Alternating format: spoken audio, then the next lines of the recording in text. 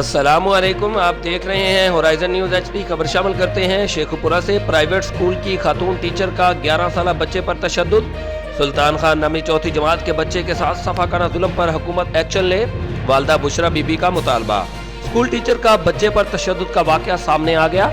इस वाक़ा की मुद्दइया वालदा बुशरा ने मीडिया से गुफ्तगू करते हुए बताया कि मेरा बेटा चहारम में पढ़ता है और जिन्ना पब्लिक स्कूल जंडियाला शेर खान में ज़ेर तालीम है, जहां मैडम तानिया क्लास टीचर और मैनेजमेंट प्रिंसिपल मैडम शुबाना है।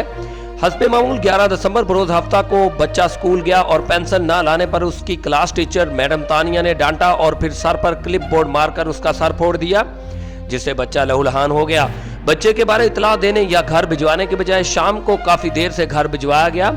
हालांकि बच्चा रोजाना 2 बजे घर आ जाता है।